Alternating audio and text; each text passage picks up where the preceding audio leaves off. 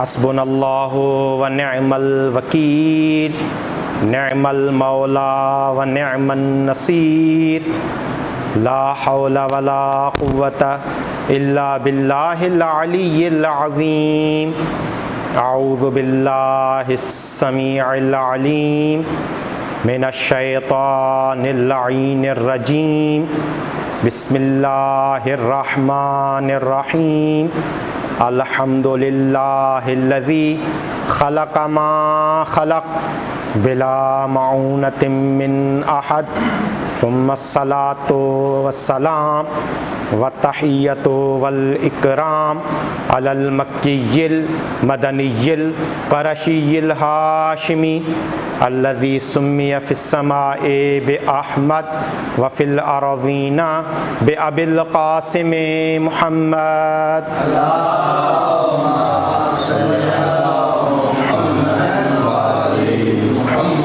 وعلی آلہ الطیبین الطاہرین المعصومین الذین اذھب اللہ عنہم الرجس وطہرہم تطہیرا اللہم صل علی محمد وآلہ رحمت اللہ علی محبیہم ولعنت اللہ علی مبغضیہم من الآن الی قیام یوم الدین اما بعد فقد قال اللہ تبارک و تعالی فی الفرقان الحمید والقرآن المجید وقولہ الحق وہو اصدق الصادقین بسم اللہ الرحمن الرحیم ان الدین عند اللہ الاسلام صلوات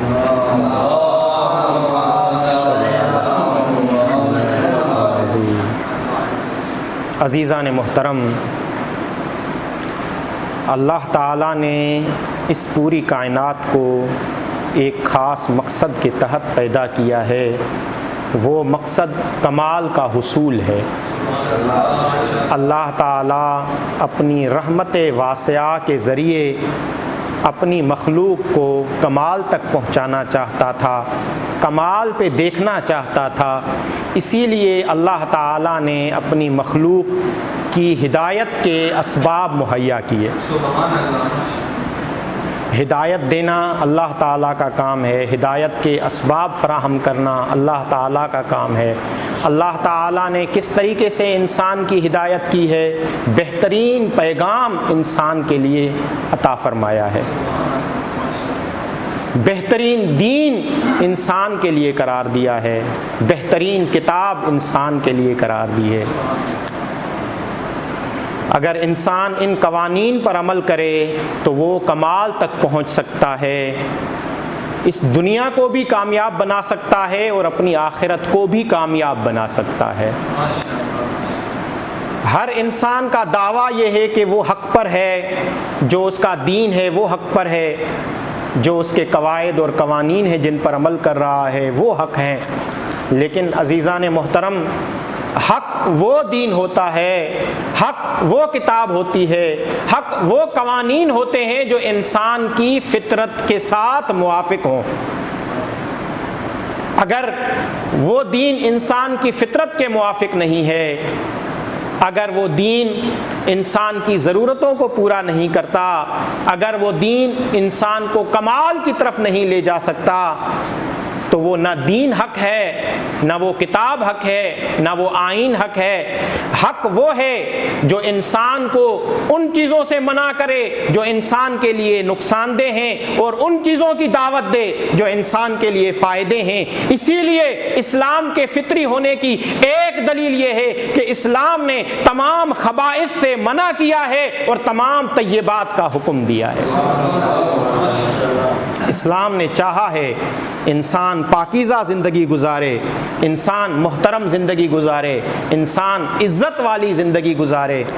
اسلام کے حق ہونے کی دلیل یہ ہے کہ اسلام فطرت کے عین مطابق ہے، اور تمام انبیاء کا کام بھی یہی تھا، لِيُثِيرُوا دَفَائِنَ الْعُقُولِ، تاکہ وہ انبیاء آ کر انسان کے عقل پہ جو گرد جم جاتی ہے، جو میل جم جاتی ہے، گناہوں کی میل ہو، جہل کی میل ہو، آلودہ معاشرے کی میل ہو، وہ میل جو انسان کی عقل کو فطرت سے دور کر دیتی ہے، اس عقل کی میل کو ہٹانے کے لیے اللہ نے انبیاء کو بھیجا ہے۔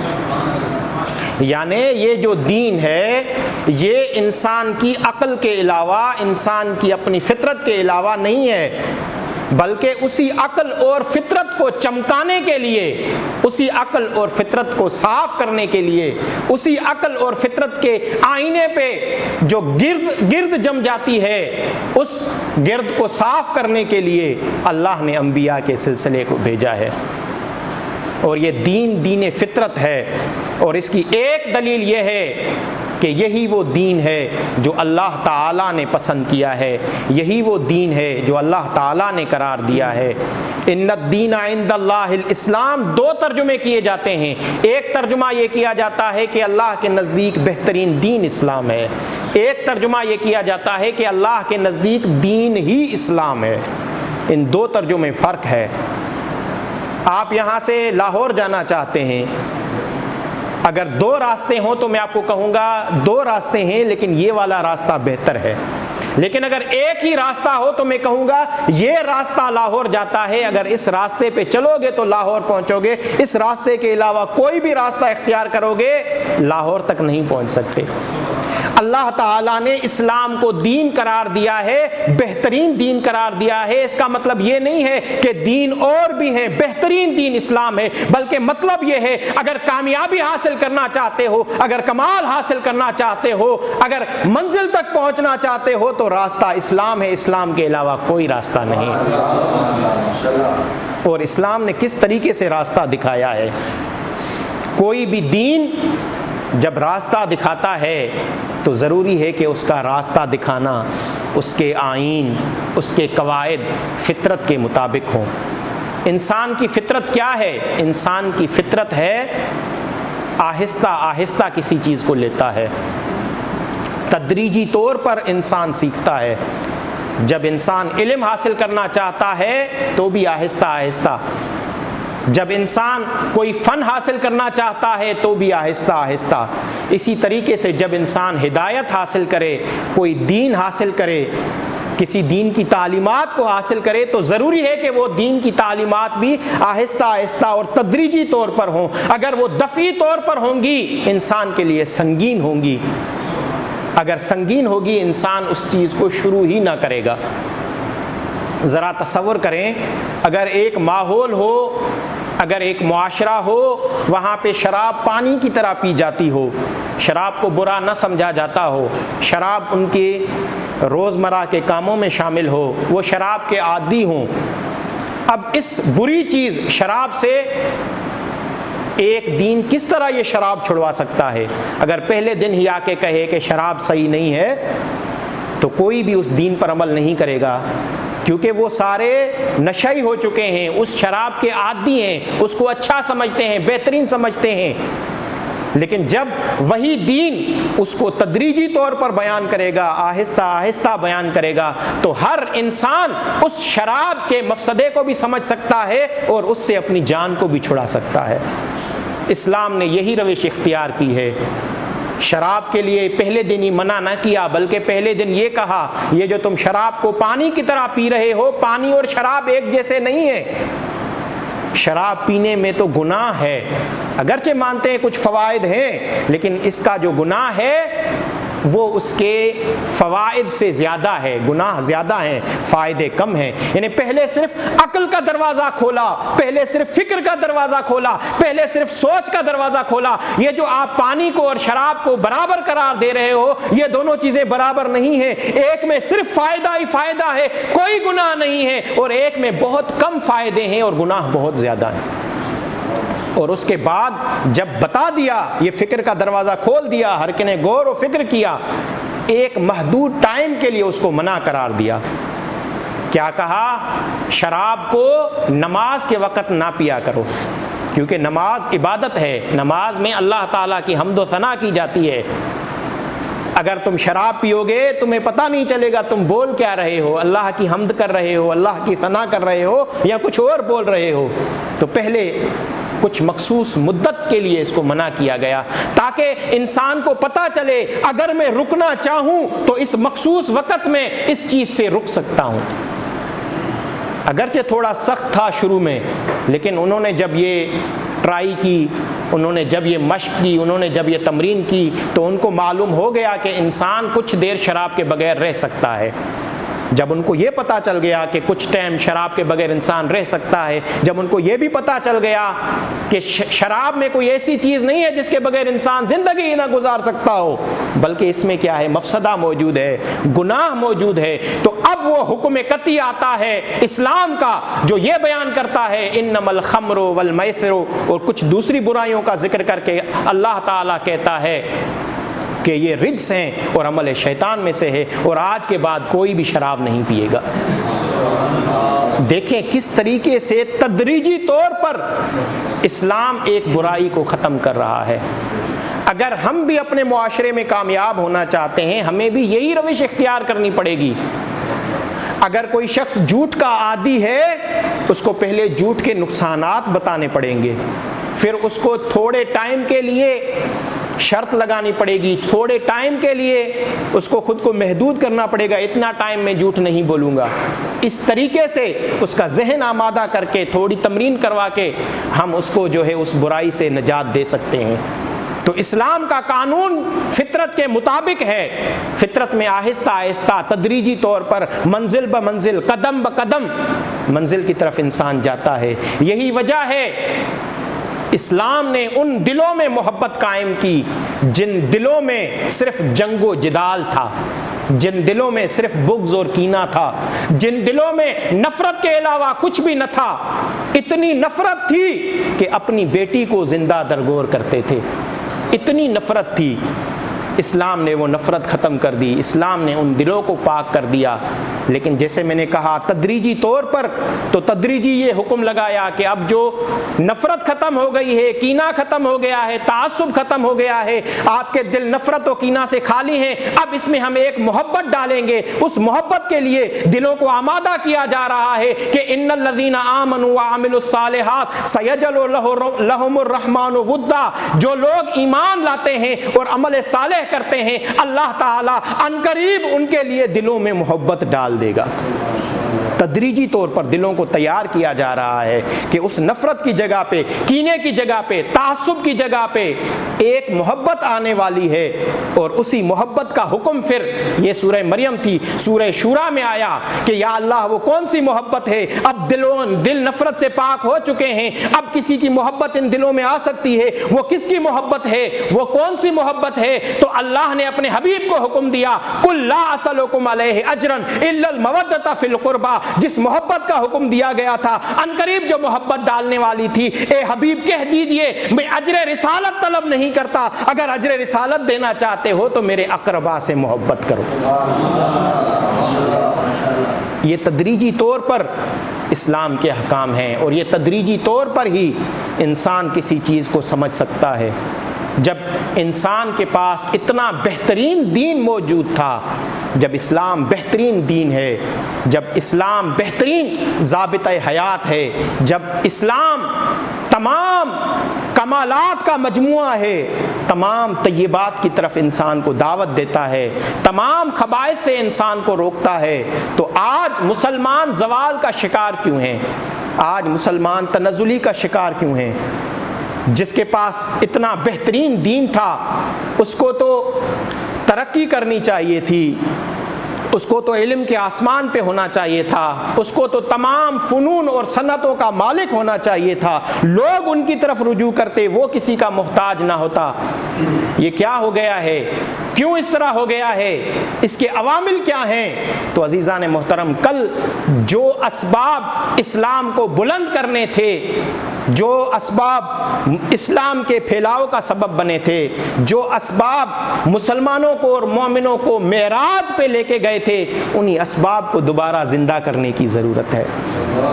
سب سے پہلے انسان کو چاہیے اپنے ایمان کا جائزہ لے، اس کا ایمان کس طریقے سے ہے، ہر انسان یہ کہتا ہے میں مسلمان ہوں، میں مومن ہوں، میں ایمان لایا ہوں، میرا ایمان ہے، لیکن ہمیں غور و فکر کرنا پڑے گا۔ اگر کوئی شخص موروثی طور پر مسلمان ہوتا ہے، صرف اس کے پاس یہ ہے کہ اسلام ایک دین مقدس ہے، صرف اس نے اسلام کا نام سنا ہے بچپن سے لے کر اب تک، اس مسلمان میں اور اس مسلمان میں جس نے اپنی عقل سے، اپنی تعلیم سے، اپنے شعور سے اسلام کو پہچانا ہے، اسلام کے قوانین کو پہچانا ہے اور اس کے قوانین کو فطرت کے مطابق مانا ہے اور اس پر عمل کیا ہے، یہ دونوں شخص برابر نہیں ہو سکتے۔ وہ صرف موروثی طور پر اسلام کو مان رہا ہے، وہ صرف موروثی طور پر اسلام کو دین مقدس مان رہا ہے، لیکن آج ضرورت ہے ہم اسلام کو موروثی طور پر نہیں، اپنی عقل کے ذریعے، اپنے شعور کے ذریعے، اپنی تعلیم کی بنیاد پر، قواعد کی بنیاد پر اسلام کی تعلیمات کو سمجھیں، اسلام کے کمال کو سمجھیں اور اس کمال پر دل سے ایمان لائیں۔ اسلام ہی ہے جو ہمیں نجات دے سکتا ہے۔ کل وہ اسلام جس نے جاہلیت سے لوگوں کو نجات دی تھی، کل جس اسلام نے جنگ سے لوگوں کو نجات دی تھی، کل جس اسلام نے لوگوں کو دشمنی سے محبت کا درس دیا تھا، آج وہی اسلام ہے، وہی اسلام کمال کا سبب ہے۔ لیکن ضرورت اس بات کی ہے کہ ہم اس اسلام کو عقل سے سمجھیں، شعور سے سمجھیں، فکر سے سمجھیں، تدبر سے سمجھیں، اس پر اس طرح ایمان لائیں کہ یہی حق ہے۔ جب اس کو ہم حق مان لیں گے تو پھر عمل کرنے میں ہمیں کوئی دقت اور پریشانی نہ ہوگی۔ آج ضرورت ہے اس امر کی، وہ جو ہمارا ایمان ہے موروثی ایمان نہ ہو، دل سے وہ ایمان ہو۔ جب انسان دل سے کسی چیز کو قبول کرتا ہے، اس کی پہلی نشانی یہ ہے کہ اس کی عزت کرتا ہے، اس کا احترام کرتا ہے۔ جب دل سے کسی چیز کو قبول کرتا ہے، اس کی عزت بھی کرتا ہے، تو یہ ہو نہیں سکتا کہ اس پر عمل نہ کرتا ہو۔ جب دل سے قبول کرے گا، عزت کرے گا، اس پر عمل بھی کرے گا، تو پھر کامیابی اس کے قدم چومے گی۔ تو ضروری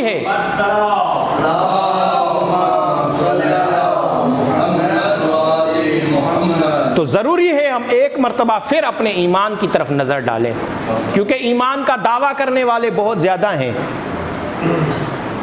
ایمان کے درجات ہوتے ہیں، اسلام کے درجات ہوتے ہیں۔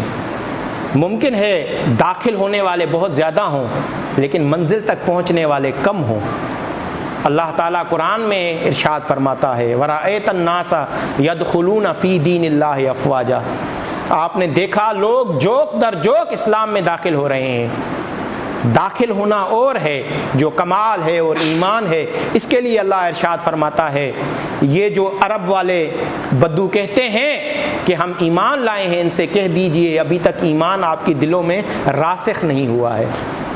داخل ہونا اور بات ہے، اسلام میں داخل ہونا اور بات ہے، اسلام کو اپنے دل میں جگہ دینا، دل میں ایمان پیدا کرنا اور بات ہے۔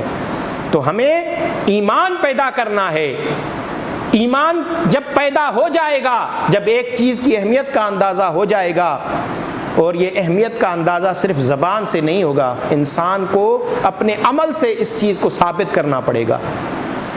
ہم نے مان لیا ہے دین اسلام کو، دین اسلام کی حقانیت کو جان لیا ہے، تو ہماری عمل سے اظہار ہونا چاہیے۔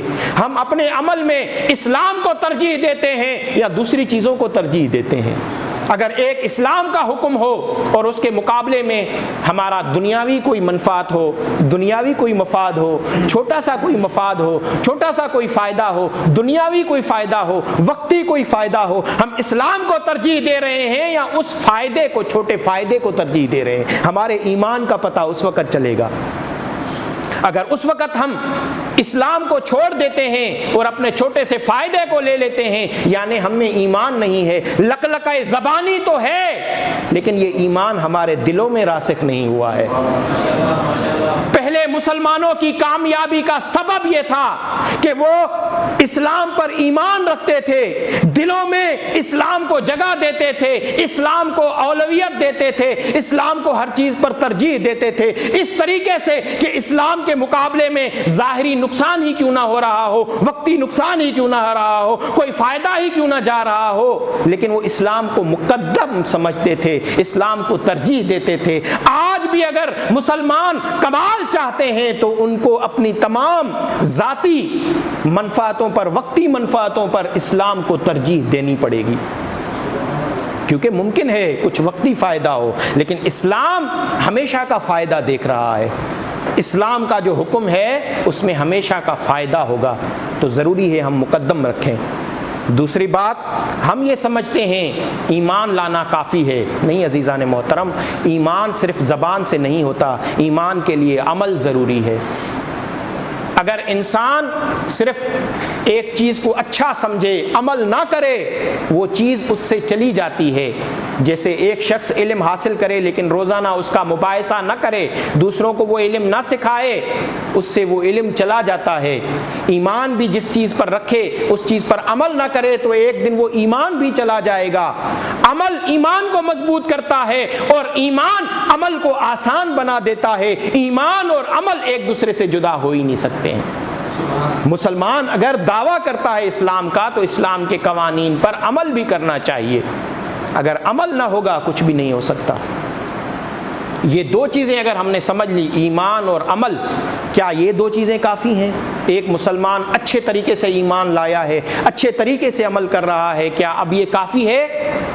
ہم یہ سمجھتے ہیں کافی ہے، معراج پر ہے، ایمان بھی ہے، عمل بھی موجود ہے، اپنی عاقبت سنوار چکا ہے، اپنی قبر کو نورانی بنا چکا ہے، دوسروں سے اس کا کیا رابطہ، ان سے ان کا کیا تعلق؟ نہیں عزیزان محترم، یہاں سے تو اصل راستہ شروع ہو رہا ہے۔ وہ کون سا راستہ ہے؟ وہ انسانیت کا راستہ ہے، وہ احسان کا راستہ ہے، وہ اسلام کا راستہ ہے، وہ ایمان کا راستہ ہے کہ جس دین کو، جس نیکی کو تم سمجھے ہو اس پر عمل کیا ہے، اسی نیکی کو معاشرے میں عام کرو، دوسروں کو سمجھاؤ۔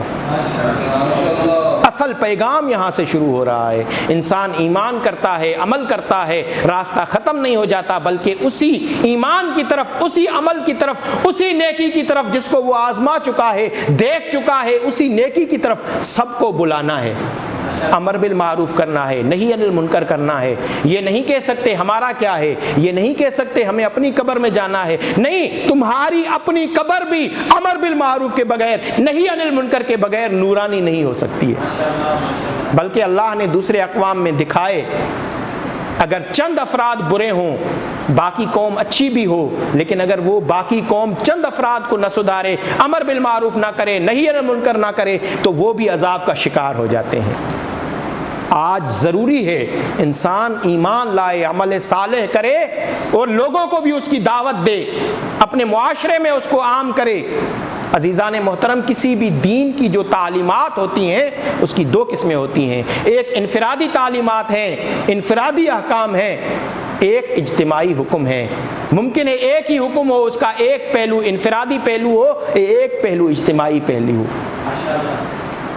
عبادت ہے، عبادت کا انفرادی پہلو انسان میں خلوص کو پیدا کرنا ہے، انسان کو اپنے نفس کو پاک کرنا ہے، صاف کرنا ہے، لیکن اسی عبادت کا ایک اور پہلو ہے جو اجتماعی پہلو ہے۔ وہ اجتماعی پہلو یہ ہے کہ جب انسان مل کر عبادت کریں گے، جب مسلمان مل کر عبادت کریں گے، جب مومن مل کر عبادت کریں گے، جب انسان مل کر عبادت کریں گے، ایک دوسرے کے دکھوں کے ساتھ واقف ہوں گے، ایک دوسرے کی پریشانیوں کا پتہ چلے گا، ایک دوسرے کے مسائل کا پتہ چلے گا، مشکلات کا پتہ چلے گا، ان مشکلات کے حل کو ڈھونڈا جائے گا۔ تو اسلام کی تعلیمات کچھ ایسی ضرور ہیں جو اجتماع کے بغیر، معاشرے کے بغیر سارے مل کر ہی ان کو جاری کر سکتے ہیں، اگر سارے نہ ملیں ان پر عمل نہیں ہو سکتا ہے۔ تو ضروری ہے اسلام کے لیے ایک سسٹم ہونا چاہیے۔ اور ایک چیز یہ ہے کہ اسلام مرکب دین ہے۔ جب انسان کوئی مرکب چیز بناتا ہے، اگر ایک بھی چیز اس میں کم ہو جائے تو وہ مرکب چیز مطلوبہ فائدہ نہیں دیتی ہے۔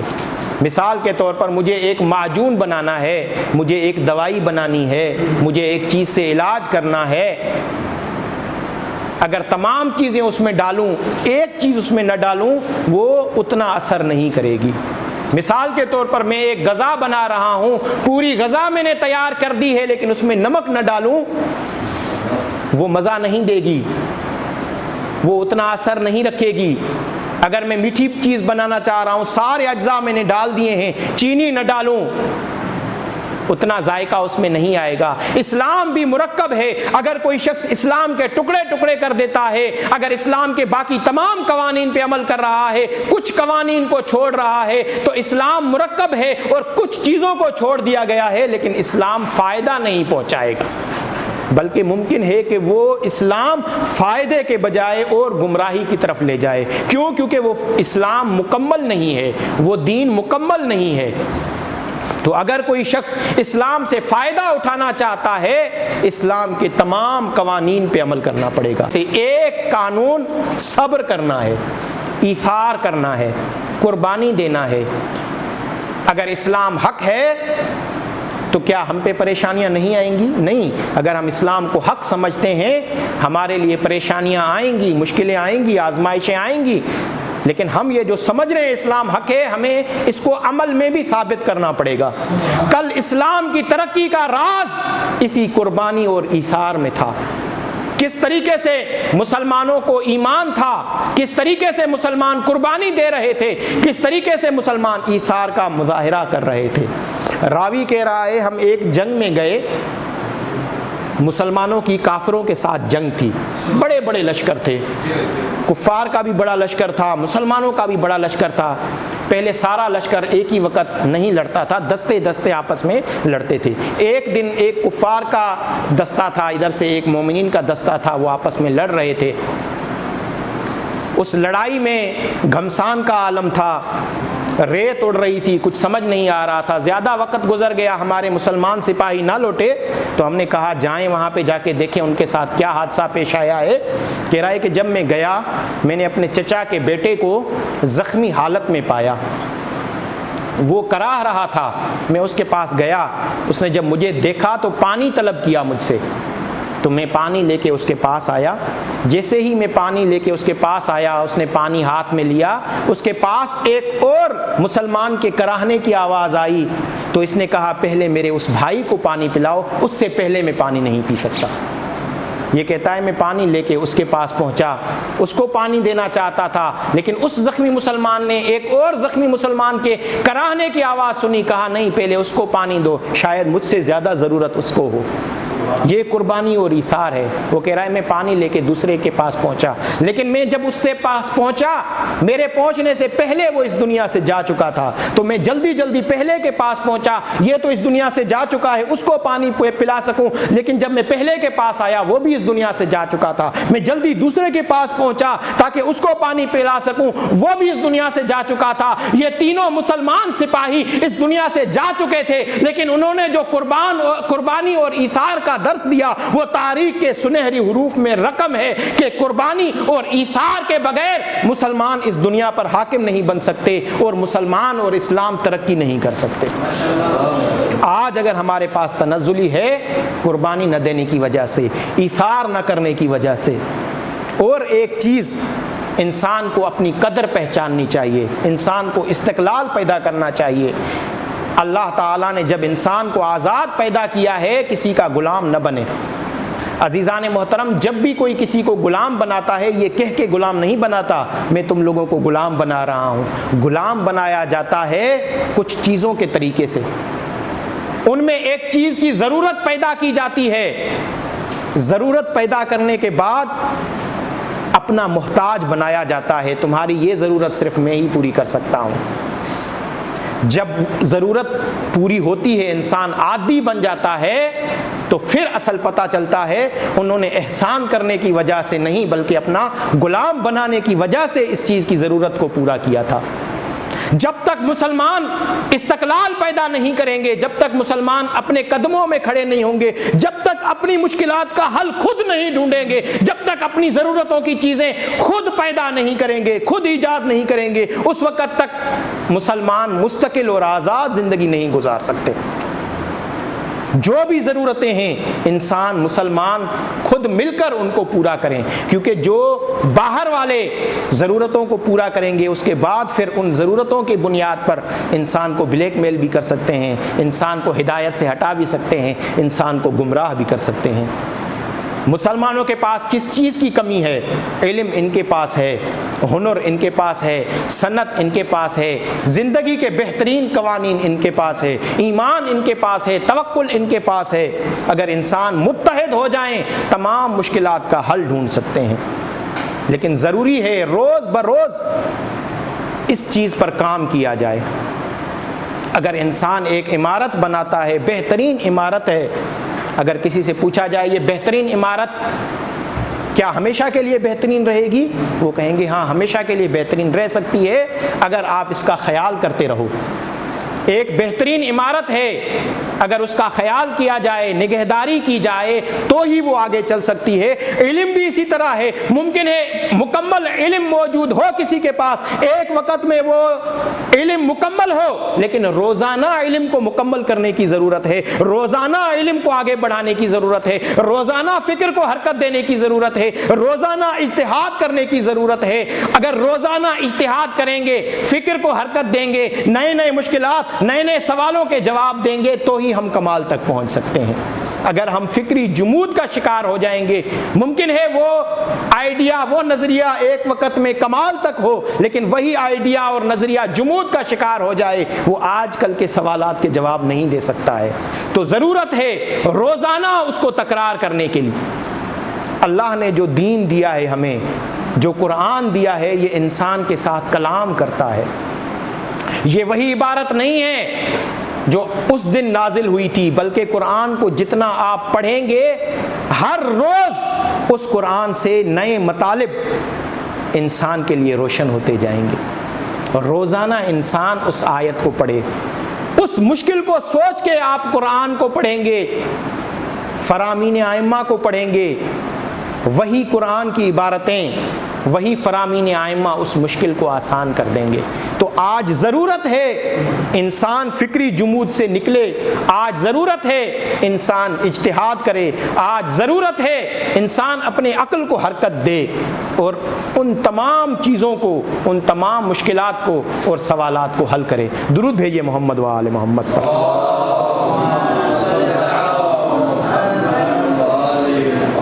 اور سب سے اہم ضرورت جو آج کل زوال امت کا سبب ہے وہ یہ ہے کہ انہوں نے ہدایت کے راستے کو چھوڑ دیا ہے۔ ہدایت کا راستہ کس کے پاس ہے؟ ہدایت کون کر سکتا ہے؟ ہدایت وہی کر سکتا ہے جو خود ہدایت پر ہو۔ ایک شخص جو خود ہدایت پر نہیں ہے وہ دوسرے کی کیا ہدایت کرے گا؟ کیسے ہدایت کر سکتا ہے؟ تو دیکھنا پڑے گا ہدایت کس کے پاس ہے اور ہدایت کون کر سکتا ہے۔ ہدایت یا قرآن کر سکتا ہے یا وہ ہدایت کر سکتا ہے جو عدل قرآن ہو۔ ہدایت یا قرآن کر سکتا ہے یا اہل بیت کر سکتے ہیں، جن کے لیے رسول اکرم نے فرمایا ہے انی تارک فیکم الثقلین کتاب اللہ و عترتی اہل بیتی، میں تم میں دو گراں کے در چیزیں چھوڑ کے جا رہا ہوں، ایک قرآن ہے اور ایک میری اہل بیت ہے، یہ کبھی جدا نہیں ہوں گے یہاں تک کہ قیامت میں میرے پاس پہنچ جائے۔ جب تک ان کے ساتھ رہو گے گمراہ نہ ہوگے۔ آپ دیکھیں لوگوں نے ان کے درمیان جدائی ڈال دی ہے۔ ایک فرقہ کہتا ہے قرآن کافی ہے، ایک فرقہ کہتا ہے اہل بیت کی محبت کافی ہے، عمل کی ضرورت نہیں ہے۔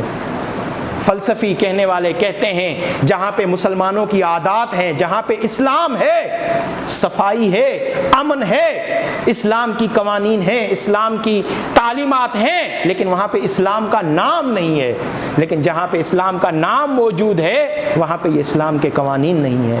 کیوں؟ جدائی ڈال دی گئی ہے۔ جہاں پہ اسلام ہے مسلمان نہیں ہے، جہاں پہ مسلمان ہیں اسلام نہیں ہے۔ جہاں پہ قرآن ہے اہل بیت کی ضرورت محسوس نہیں کرتے، قرآن کو کافی سمجھتے ہیں۔ جو اہل بیت کے ماننے والے ہیں وہ کہتے ہیں عمل کی ضرورت نہیں ہے۔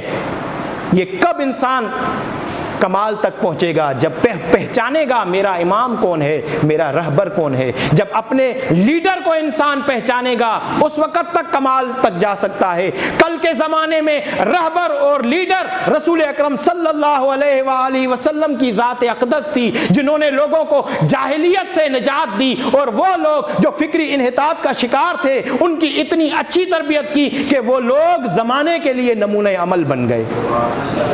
اسی رسول نے کہا اگر علم چاہتے ہو انا مدینۃ العلم والی بابھا۔ آج کل لوگ کہہ رہے ہیں علم نہیں ہے، اس وجہ سے کیونکہ ہم علم کے دروازے سے دور ہو گئے ہیں۔ علم کا دروازہ کہاں تھا، ہم کس کے پیچھے چل رہے ہیں۔ رہبر جو ہے وہ ایک قوم کو نجات دیتا ہے۔ ہمیں معلوم کرنا پڑے گا، معین کرنا پڑے گا، مشخص کرنا پڑے گا، پہچاننا پڑے گا ہمارا رہبر کون ہے، ہمارا لیڈر کون ہے، وہ کون ہے جس کے صدقے میں یہ کائنات باقی ہے، وہ کون ہے جس کے صدقے میں زمین اور آسمان باقی ہے، فیوز مل رہا ہے ہمیں، اللہ رحمت نازل کر رہا ہے، وہ کون ہے، یا ماننا پڑے گا وہ حضرت محمد صلی اللہ علیہ وآلہ وسلم ہے یا ان کے حقیقی جانشین اور نمائندے۔ وہی ہیں جو ہدایت کے لیے ہیں، وہی ہیں جو ہدایت کا راستہ ہیں۔ آج بھی اگر امت جمع ہونا چاہتی ہے، ان کے پاس بہترین دین ہے، ان کے پاس بہترین آئین ہے، بہترین کتاب موجود ہے، لیکن جمع ہونے کا طریقہ یہی اہل بیت ہے۔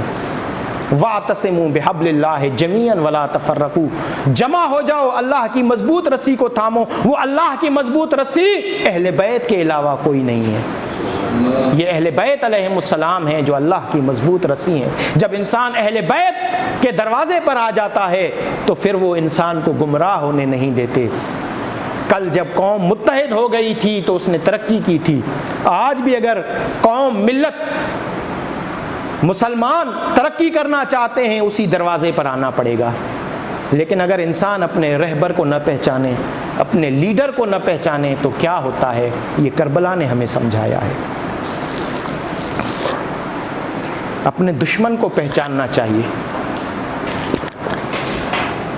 دشمن کی چالوں کو پہچاننا چاہیے، اپنے رہبر اور لیڈر کو پہچاننا چاہیے۔ لیکن جو قوم اور ملت دشمنوں کی سازشوں کا شکار ہو جاتی ہے اور اپنے رہبر کو نہیں پہچانتی، اس قوم کے ساتھ کربلا جیسا واقعہ پیش آتا ہے۔ امام حسین علیہ الصلاۃ والسلام امر بالمعروف اور نہی عن المنکر کرنے کے لیے آئے۔ جب امام نے دیکھا کہ یہ قوم متفرق ہو گئی ہے، حق پہ عمل نہیں کیا جا رہا، امام حسین کیونکہ امام حق ہیں وہ آگے بڑھتے ہیں، قوم کو نجات دینا چاہتے ہیں اور کہتے ہیں میں امر بالمعروف کرنے کے لیے، نہی عن المنکر کرنے کے لیے آگے بڑھ رہا ہوں۔ لیکن جب قوم ہدایت کو چھوڑ دیتی ہے، دشمن کی سازشوں کا شکار ہوتی ہے، پھر وہ امام حق کو نہیں پہچانتی، امام حق کے مقابلے میں آ جاتی ہے، اتنے ظلم اور ستم کرتی ہے امام حق پر، امام عادل پر، امام وقت پر، کہ امام وقت کو کہنا پڑ جاتا ہے کیا تم مجھے نہیں پہچان رہے؟ کیا میرے علاوہ پوری روئے زمین پر کیا کوئی ہے جو زہرا کا بیٹا ہو؟ کیا کوئی ہے جو رسول اکرم کا نواسا ہو؟ کیا کوئی ہے جو سبط نبی ہو؟ یہ امام کا درد ہے جو بیان کر رہے ہیں۔ اتنے ظلم مجھ پہ ڈھا رہے ہو، میرے علاوہ کون ہے جو زہرا کا بیٹا ہو، جو رسول کا نواسا ہو، جو امام حق ہو؟ لیکن جب قوم دشمن کے سازشوں کا شکار ہو، امام کو نہ پہچان رہی ہو، ہدایت سے دور ہو، تو پھر وہ روحانی زخم بھی دیتے ہیں، جسمانی زخم بھی دیتے ہیں۔ روحانی زخم اس سے بڑا کیا ہوگا؟ امام کے مقابلے میں آ جاتے ہیں، ایسے جملے ادا کرتے ہیں، جب امام آگ روشن کرتے ہیں، خندق کھودتے ہیں تو ظالمین روحانی تیر چلاتے ہیں، اے حسین کیا تو نے آخرت کے آگ سے پہلے خود کو جلانے کا انتظام کیا ہے؟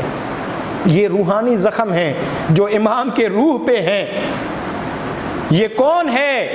یہ جنت کے جوانوں کے سردار ہیں، اس کے علاوہ کون ہدایت پر ہوگا؟ لیکن اس کو یہ جملے بولے جا رہے ہیں، اور یہ وہ لوگ ہیں جو ہدایت کرنے کے لیے آئے ہیں، لیکن انہی کو پانی سے محروم رکھا جا رہا ہے۔ وہ کون سے زخم ہیں جو امام پر روا نہ رکھے گئے؟ کون سے ظلم و ستم ہیں جو امام پر نہ کیے گئے؟ یہی وہ ظلم و ستم تھے جن کو دیکھ کے اعداء بھی عبرت حاصل کرنے لگے۔ حر امام کا دشمن ہے، لیکن جب یہ ظلم و ستم روا دیکھتا ہے امام کے پاس آ جاتا ہے۔ جب پوچھنے والا پوچھتا ہے تو وہ کہتا ہے کیا تو نے اپنی سواری کو پانی پلایا ہے؟ یعنی حضرت حر علیہ السلام اشارہ کرنا چاہ رہے ہیں تمہاری سواری بھی پیاسی نہیں ہے، تمہارے جانور بھی پیاسے نہیں ہیں، لیکن یہ نواسہ رسول ہے جو خود بھی پیاسے ہیں اور جن کے بچے بھی پیاسے ہیں۔ آتا ہے حق کی طرف، مولا مجھے اجازت دیجیے، میں آپ پر فدا ہونا چاہتا ہوں، کیا میری توبہ قبول ہو سکتی ہے؟ کہا ہاں، تو آزاد ہے، تو حر ہے۔ جاتے ہیں، جنگ کرتے ہیں، اپنی جان فدا کرتے ہیں، مولا کو آواز دیتے ہیں، مولا آتے ہیں، خون کو صاف کرتے ہیں، کہتے ہیں ہاں تیری ماں نے تیرا نام حر اچھا رکھا تھا، تو اس دنیا میں بھی آزاد ہے، تو آخرت میں بھی آزاد ہے۔ لیکن میں ایک جملہ کہوں گا، اے حر تم بڑے خوش نصیب تھے، تب تم اس دنیا سے جا رہے تھے، امام آئے تمہارے سرہانے تمہیں تسلی دے رہے تھے، لیکن جب یہی امام حسین تنہا ہوں گے، کوئی نہیں ہوگا جو امام کو تسلی دے سکے، کوئی نہیں ہوگا جو امام کے سرہانے آئے امام کو تسلی دے۔ امام جب جائیں گے تک و تنہا ہوں گے، حل من ناصر ینصرنا کی صدا بلند کریں گے، مدد کے لیے طلب کریں گے، کوئی نہیں ہوگا۔ جب مولا اس دنیا سے چلے جائیں گے، کوئی نہیں ہوگا جو امام حسین کو کفن دے سکے، امام حسین کو دفن کر سکے۔ ہاں اس بیٹے کی مظلومیت کو پہچانیے جو جوان بیٹا ہو، باپ کے لاشے سے گزر رہا ہو، باپ کا لاشا گرم ریت پر بغیر دفن کے، بغیر کفن کے پڑا ہو، اس بیٹے کی حالت کیا ہوگی؟ الا لعنۃ اللہ علی قوم الظالمین وسیعلم الذین ظلموا ای منقلب ینقلبون۔ یا الہی بحق محمد و آل محمد ہمارے اس قلیل توسل کو اپنی بارگاہ میں قبول و مقبول فرما۔ یا الہی بحق محمد و آل محمد امت مسلمہ کو متحد ہونے کی توفیق عنایت فرما۔ یا الہی امت مسلمہ کے زوال کے اسباب کو دور فرما، اور ایک مرتبہ پھر امت مسلمہ کو کمال کی راہ پر گامزن فرما۔ یا الہی بحق محمد و آل محمد اہل بیت علیہم السلام کی معرفت اور ان کی سیرت پر عمل کرنے کی توفیق عنایت فرما۔ یا الہی بحق محمد و آل محمد اسلام کو سمجھنے، اس پر عمل کرنے اور تمام انسانوں تک اس دین حق کو پہنچانے کی توفیق عنایت فرما۔